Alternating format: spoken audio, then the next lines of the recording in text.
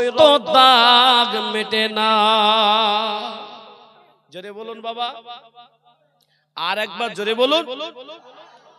এ বাবা, আমার জলসা শুনতে হলে তাকবীর লাগবে বাবা, সুবহানাল্লাহ বলা লাগবে বাবা। তা আপনারা কারা কারা সুবহানাল্লাহ বলবেন একবার হাত তুলেন তো। বলবেন না বলেছি, ফের তো গোলমাল শুনছেন আপনারা মনে হচ্ছে আমি গোলমাল ওয়াজ করে পালিয়ে যাব। কিন্তু আমার এখানে যে বড় বড় দেখেন ক্যামেরা লাগানো আছে, একটা কথা যদি মিস্টেক বলি বাবা, কালকে সকাল হইতে হইতে জামিরুল ইসলাম এই বলে চলে গেছে, বলবে না বলবে না? ছাড়বে নাকি আমাকে? ছাড়বে না বাবা, একটু মিস্টেক হলি সমস্যা। মাগরিবের নামাজ পড়ে বের হচ্ছি, মাদ্রাসায় কিছু লোক নামাজ পড়লো, তুমি হুজুর সবাই বাবরি মসজিদ বিষয়ে বলছে, আপনি বলছেন না কেন?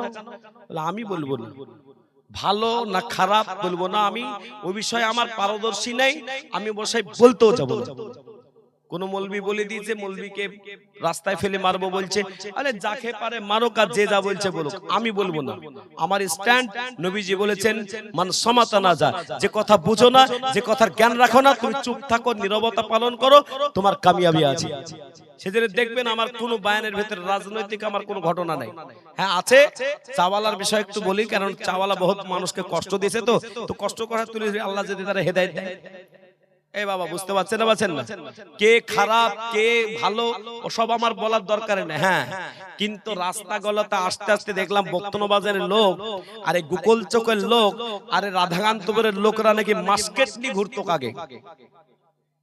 বিরাট একটা নাম ছিল, হ্যাঁ শালবাগান কোন দিকে আছে সেখানে বলে লাশ পড়ে থাকতো, শুনেছি। আমার বাপরা বলতো, বলে বাপরে ভয়ঙ্কর এলাকা। আচ্ছা ভয়ঙ্কর এলাকা না, এখন বিরাট ভালো এলাকা। কিন্তু বাবা আপনারা যে মাস্কেট নিয়ে মানুষকে মারলেন, ধরলেন, ই করলেন, সে করলেন, এটা করলেন, ওটা করলেন, কিন্তু রাস্তাঘাটের অবস্থা এরকম কেন?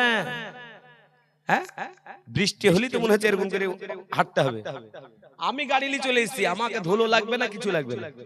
আপনারা হাঁটবেন তো আপনাদের অধিকারটা, রাস্তাটাও বানাতে পারলেন না। হ্যাঁ, আমাদের রায়পুরে গিয়ে দেখেন, একেবারে কলার ধরে বলেছিলাম, এই মেম্বার বানাবো, প্রধান বানাবো, রাস্তার জল নামানো জায়গা করতে হবে, আর গ্রামের উন্নয়ন করতে হবে। উন্নয়ন কাকে বলে? একেবারে চাকা চাকা রাস্তা দেখে আসেন, লাইট জায়গা জায়গা লাইট, আর একবারে দারুণ একবার চিকচাকা, কোন জায়গায় পানি আটকাবে না, পানির বিরাট নালা তৈরি হচ্ছে। বাবা কাজ করে নিতে হবে, বুঝে কাজ করে নিতে হবে। আর আপনারা কি করেন? 1 লিটার তেল পালি ব্যাস চলো, বিরাট ব্যাপার। আর আমার মা বোনরা আজকে বিশাল খুশি আছে। কিসের খুশি বাবা? ভান্ডারে 500, জোরে বলুন না। আপনারা ভয় করছেন বাড়িকে ঠুকবে নাকি? মনে হচ্ছে ভয় পেয়ে গেছেন আপনারা। এই বাবা মা বোনরা 500 টাকা বেশি পেয়ে গেছে না? তো পরশুদিন আমি মোবাইলটা শুধুমাত্র খুলে, আমি মোবাইল খুব কম চালাচ্ছি আজকাল, তো মোবাইলটা খুললাম আর দেখছি বাপরে ভান্ডার টাকা এরকম কে নিয়ে, আর নেওয়ার পরে বললেন এমন নাচা শুরু করেছে, কাপড় খুলে চলে গেছে। ভান্ডার পেয়ে এত খুশি, আল্লাহু আকবার। পেয়েছো পাও না বাবা, তুমি যাকে ইচ্ছা ভোট দাও, কিন্তু তোমার ঈমানটাকে ঠিক রাখতে হবে বাবা। তো বলুন আমরা প্রত্যেকে ঈমানের ঠিক রাখবো, জোরে বলুন ইনশাআল্লাহ। তো আমার যে ঘটনাটা বলছিলাম বাবা, ওই ঘটনাটাকে আমি বলবো, এই বলতে বলতে আলহামদুলিল্লাহ এই মাঝখানটা ভারত বাংলাদেশ হয়ে থাকলে তো ভালো লাগছে না, একটু ওই জায়গাটা পূর্ণ হবে।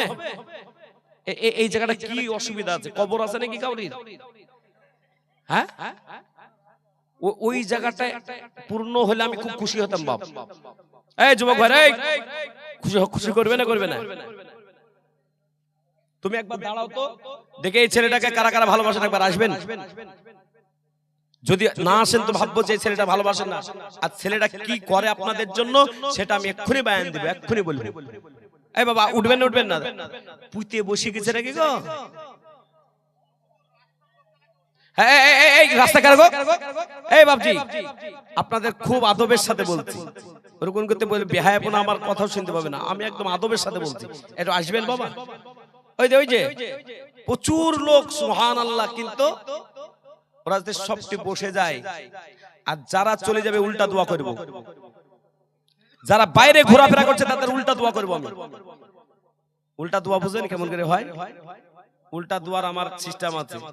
আর যারা এসেছেন আল্লাহর কসম বলছে দারুণ করে আমি দোয়া করি, সে যত বড় মুফতি মুহাদ্দিস আছে আমি দোয়া করি আর নামি, আপনাদেরও সামনে দোয়া করে নামবো ইনশাআল্লাহ, কথা দিচ্ছি বাবা। তো আজকে বলুন এই জায়গায় এসে কত ভালো লাগছে না? এই ভালো লাগছে না, লাগছে না জোরে বলুন। আর সব থেকে সুন্দর আপনারা জায়গাটা বাছাই করেছেন, দারুণ জায়গা। আর আপনাদের এই রাস্তাটা যারা করে দিয়েছে তাদেরকে অসংখ্য অসংখ্য ধন্যবাদ দিচ্ছি। হ্যাঁ, যারাই করেছে ধন্যবাদ দিচ্ছি, যে মাদ্রাসার জন্য কমসে কম একটু ভাবনা তো চিন্তা করেছে। বলুন আলহামদুলিল্লাহ, একবার জোরে বলুন আলহামদুলিল্লাহ।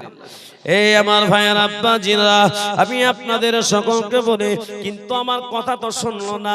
নবীজি বলেছেন তুমি আলিম হও, যদি আলিম না হতে পারো তালবে ইলম হও, যদি তালবে ইলম না হতে পারো দ্বীনের কথা শোনো, যদি দ্বীনের কথা না শুনতে পারো আলেম ওলামাদের শ্রদ্ধা করো, আল্লাহ পাক তোমার জান্নাতে যাওয়ার রাস্তা বানায়া দেবে। বলুন সুবহানাল্লাহ। তাহলে এত বড় কথাটা বলা হলো। ঈদের নামাজ কে পড়ায়? ইমাম সাহেব। জুমার নামাজ কে পড়ায়? মৌলানা সাহেব। আচ্ছা, শেষ নিঃশ্বাসের পরে জানাজার নামাজটা কে পড়ায়? ইমাম সাহেব। তো সব জায়গায় ইমাম। তো বলুন একটু ইমাম সাহেবরা আপনাকে একটু আসতে বলছে, এই এই এই এই